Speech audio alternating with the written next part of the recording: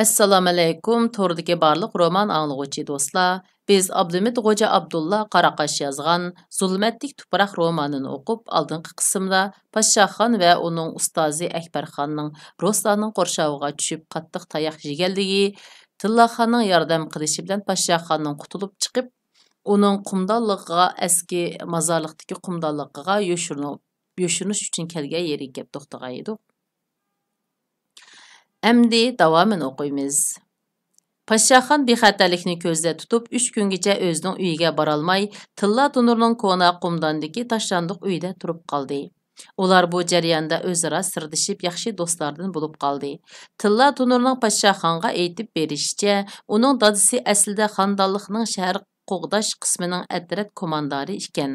Ruslar bostirib kirganda, u xonadonlikning urushmaslik buyrug'iga qarshi 50 necha kishini tashkillab Ruslarga qarshi partizanlik urushi qo'zg'agan.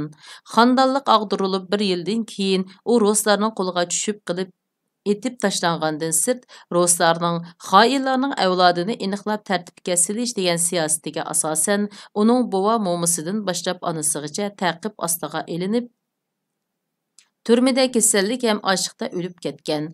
Tillaxon o çağda aran 2 yaşta bulup, anısı onu Yirak sehradagi bir tağısıga berip etken.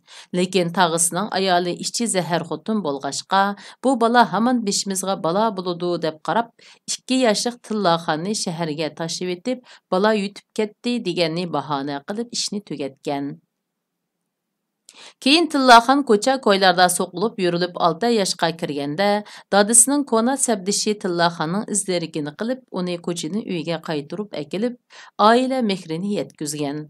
Lekin rahimsiz vabo bu oila kishilarini dunyodan elib ketgan. Tillaxon yanala avvalqida yetimlik ko'chasiga qaytgan. Tilla Tunurmu bu gaplarni mana mushu kishidan anglagan ekan.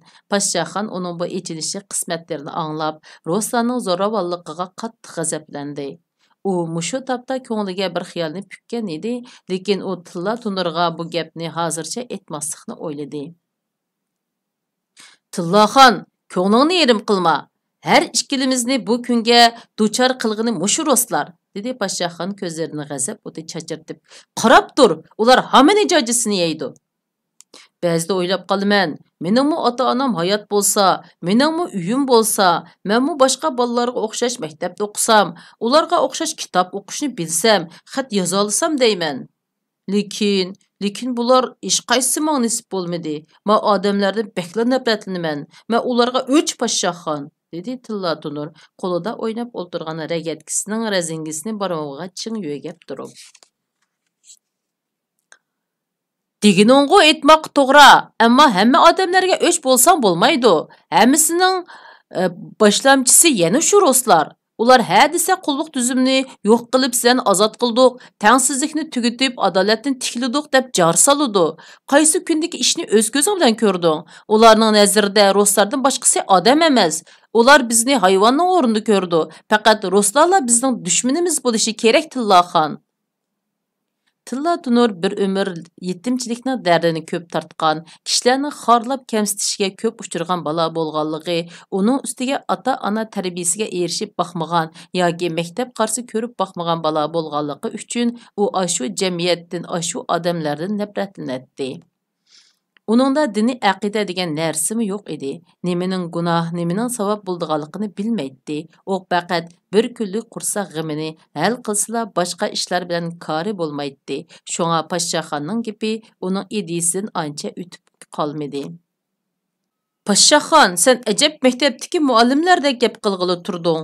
Bir qitim men sinf eshigining yo'chig'idan muallimning bolalarga mushunaq tushuniksiz gaplar bilan dars o'tayotganini anglaganman. Lekin sen bizni keyin tushunib qolsan. Bo'pti, bularni keyin deyshayli. Men endi korxonaga berib boqaymikin? To'xta, oldirmag'in. Bolalar o'lja olg'il ketgan. Ular sening uyingning ahvolini tinglab boqmoqchi. Ular kelsin, ondan bir nima deyli. Shunda qilib kechga yaqin 5-6 bola, ba'zilari pul pichak, ba'zilari yeydigan non to'qqash, yana ba'zilari go'sht to'xu degandek narsani ko'tarishib paydo bo'lishdi. Tilla Tunur oldi bilan naq pullarni sanab yanchuqaga soldi. Ondan qolgan o'ljalarni dasturxonga tizib mazza qilishga boshladi. Qursiq içib ko'krab ketgan Pashshaxon 3 kundan beri bularning bu dastig'iniga daxil bo'lib kelgachga, hech tortinmayla to'xining bir pochiqi bilan bir tal nonni qo'liga ilib yeyishga boshladi. Oraliqda tilla tunur balalardan Pashshaxonning uyining ahvolini surishta qildi. Balalar biror normalsizlikning yo'qligini aytdi. Shuning bilan Pashshaxon ular bilan ko'rishib turdiganligiga va'dalashib, qosh qarayganda bu shamol o'tishib turgan kona uydan ayrildi. Pashshaxon uyiga berib toza bir yuyinib olgandan keyin aromida uxlab atisi atdiganda joy namozda o'tirib Qur'on o'qish xumorini bosdi. Andin korxonaga yo'l oldi. Ustisi uni necha kundan beri ishga kelmaganligini so'raganda, o'zining zukam bo'lib yetib qolganligini aytdi. Qaraganda ustisi Akbarxon to'g'riliq biror xabar anglamagandek edi. U ishdan tushib Udul ustozi Akbarxonning uyiga bordi. Akbarxonning ota-onasi o'g'lining texicha saqchi idorasidagi Solaxxonda ishganligini, saqchi idorasida ishlaydigan bir tuqunning hali ham yo'lini mengayotganligini aytib, ko'z yeshi qilishdi. Pashshaxon Qurbon hojining oshxonasi oldida bo'lgan ishlarni jipidan yengsig'icha ularga aytib berdi. Shu asnoda darvoza qiqildi. Akbarxonning otasi ichidan etilgan eshikni ochqili mang'ash, saqchi idorasida ishlaydigan tuqunning kelganligini pamlab, Pashshaxonga ishorat qilib qo'yib darvozani ochdi. Akbarxonning saqchi idorasida ishlaydigan navri tuquni Udul ishkirdagi uyga mangdi. Akbarxonning ota-onasimi uning keynidan agishib uyga kirdi. Pashshaxon yandagi uyning panjiridan ularning so'zini anglab turadi. Akbarxonning ahvoli hozircha yaxshi ana, dedi saqchi yigit yig'layotgan onaga tasalli berib. Bu ish aslida uning undaq cho'ng ish emasdi. Lekin hiliqi roz katta boy bir nima ishkan. Uning shu kunidagi majroda bir ko'zi quyilib ketibdi. U shuning ochig'ida yuzi cho'nglarni izlab ishni murakkablashtiryapti. Uning ustiga idora boshlig'i bu savdogar bilan eg'iz burun yalishib yurib, bu ishni o'zi bir qo'lliq tutib oldi. Uning qorni bek cho'ng. Şoň hazırça bu işqa küçügili bolmady. Bergen pulunlarni texi işletmedim. Vaqti kelgende menmu hergiz qarap durmayman. Bu gaplarni anglap ananing ko'zlaridan marjandek yosh quyildi. Cinim balam, menden yanmasa Xudoyimdan yanar. Şu akangni bir nim qilib achiqib olgin. Kichigingda sana emchak solganman. Bergen sütümning haq hurmati uchun bolsumu, akanga yordam qilgin. Pul pichakning yo'lini biz qilamiz balam. Ana to'xtamay yig'laydi.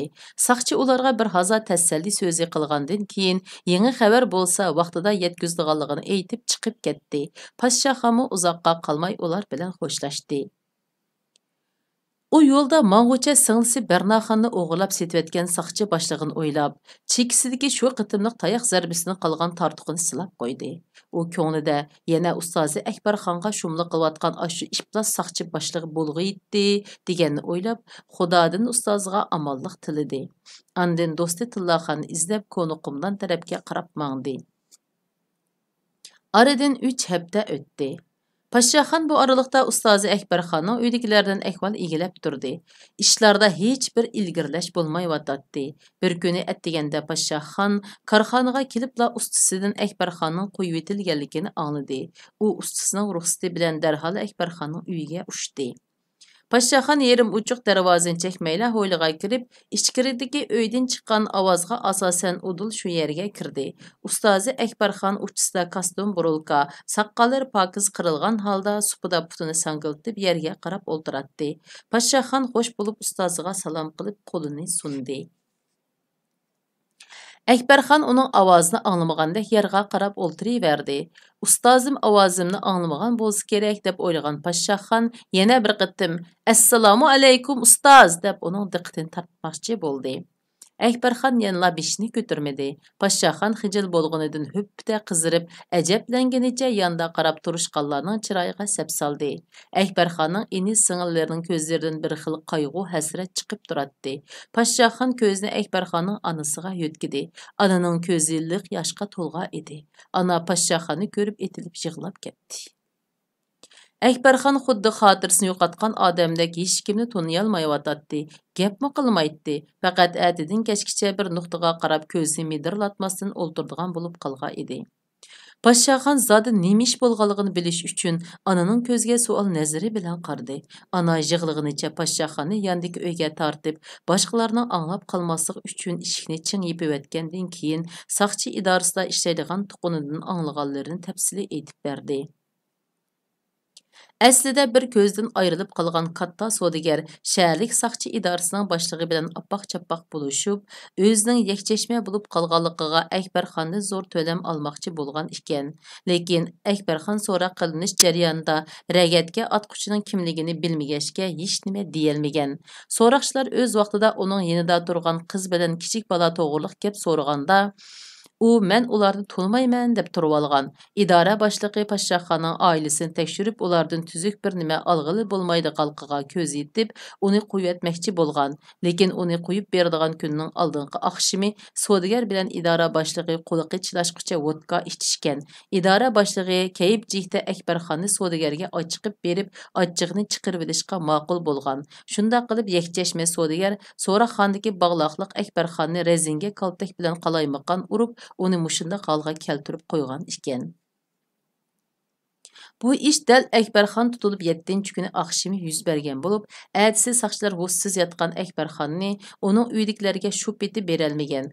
U turmaning davolash uyida 3 haftagacha yaqin parvish qilinib, beshidagi yerilgan zaxmlar bir oz saqaygan, lekin shu qitimliq kaltaklashda mingisi qattiq zaxmlanganlikdan mana mushundaq aqli iqtidoridan qilib, o'zining cho'ng kichik taritini tutolmaydigan darajaga berib qolgan. Ular Akbarxonni uydagilarning qo'liga berganda bir muncha yo'q gunohlar bilan uningga siyosiy qarorlarni chaplab, ularning og'zini ching tutishni, bo'lmasa butun oila a'zolarining ta'qib ostiga elinib, ishlarning texmi murakkablashib ketadiganligini aytgan.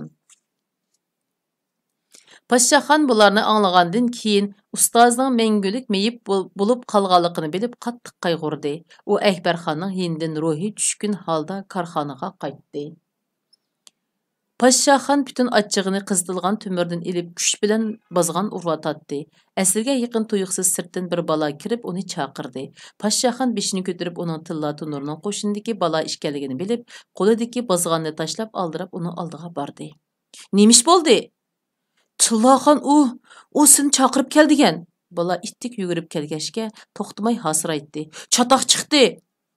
"Nima chatoq? U chiqroq degina. Borg'anda bilasan." Bola shundoq deginicha Paşaxonni agashtirib, shahardagi avat rastlarning biri bo'lgan konsul ko'chasi tarafga qarab yugurdi. Ular shu joyga yetib borganda, bir muncha kishilar ko'chaning o'ttirsiga yumaloq bo'lib yig'ilishib, bir nimalarni orasiga ilib edi. Ikkalan cho'nglarning orasini qisilib o'tib, ko'chada dog' yerda tilla tunurning ustivishi qonga belangan do'sti Haydar Oltiqulni quchoqlab o'ltirganligini ko'rdi. Haydar Oltiqulmu qora yetim bo'lib tilla tunurning eng yaqin, eng yaramliq do'sti edi. Uning qo'l barmoqidan birsi ortiq bo'lg'achqa, bolalar uni Haydar Oltiqul deb atishatdi. Uning garchi bir barmoqi ortiq bo'lsa-mu, ko'cha rastlaridagi hunari nihoyat qaltis bo'lg'achqa, oladigan o'ljisimu qo'shin ichida eng zo'r edi. Paşaxon yugurib berib, ko'zlari yumuqliq tamdek tattirib ketgan Haydar Oltiqulning sangilab qolgan qo'lini olqiniga ilib, bu ichinishli fojianing nima sababdan bo'lganligini bilish uchun tilla tunurga qaradi. Tilla tunur Paşaxonga gap qilmadi. U quchog'ida qon sirg'incha behush yotgan do'stining chiroyiga qarab, chekitib qetib qolgan edi. Haydar Oltiqulning o'ng taraf beqindan oqqan qonlar bulduqlab eqishdan to'xtab qolyotdi. Aslida Haydar Oltiqul konsul ko'chasidagi Rus tomoqxonasidan qaytib chiqayotgan bir Rus ayolning so'mkasiga qo'l silib portmolni o'ngshliq sug'urib, 10 nech qadam nersiga bora-bormay keyindan uning eri ko'rib qilib, yenidan bir tal nagonni chiqiribla uning keyindan o'q uzgan edi. O'q uning bel qismidan teshib kirib, oldi tarafidan chiqib ketgan. Bu jarayonda uning jigiri og'ir darajada yerilib ketgachga naq maydonda behush bo'lib yiqilgan. U kishi aslida yuqori darajalik Rus harbiy amaldori bo'lib, Haydar Oltiqulni etivetgandan keyin ayolni beqiniga qistirib, hech ish bo'lmagandek bu yerdan qaytib ketgan. "Tillaxon, uni doktorxonaga borayli, tez bo'lg'in", dedi Paşaxon. Haydar Oltiqulning bilinmas tiniq elayotganligini his qilib. "Paşaxon, ham ish tugidi. Boyam doktordan birsi ko'rib bo'ldi. Tilla Tunur gapini oyog'ini demedi. Doktor nim dedi? O'q uning jigirini yerib o'tibdi. Doktorga oporganing foydasi yo'q ekan. Tilla Tunurning ko'zi yanala do'stining chiroyida to'xtab turadi. Haydar u yerga borg'il unimidi. Shu chaqda Haydar Oltiqulning putqudi titrashga boshladi. U sakrat azobi tortib Tilla Tunur uni texmo chin quchoqlab oldi. Atrofda qarab turgan kishilarning ko'zi yoshqa to'ldi. Ularning orasidan yosh cho'roq biri piyolda suv akilib oyat o'qib suflagandan keyin uning og'ziga timitishga boshladi. U barliq kuchini yig'ib ko'zini asta ochdi. Tilla Tunur bilan eng oxirgi qitim xo'shlashdi. Tillaxon, mening bakla uyqum kelyotidi, dedi Haydar Oltiqul nihoyat past ovozda o'zini quchoqlab turgan Tilla Tunurga qonmaganda qarab. Uxlag'in Haydarbek, meyiningda. Tilla Tunurning ko'ziga mullita yosh keldi. Tillaxon, yanchug'imda bugungi pullar bor. Akşam bek to'ngdim. Sizlarmi to'ngdinglar? Buningga ko'mir olayli. Ma'qul Haydarbek, bugun chuqum ko'mir olamiz. Tilla Tunurning ko'zidan yosh taramlab ketdi. Men to'nglab ketdim. Meshga ko'mir soldingmi? Shundoq ko'mir soldim Haydarbek. Shundoq men isiqlab ketdim. Bizning oxiri meshimiz bor bo'ldi.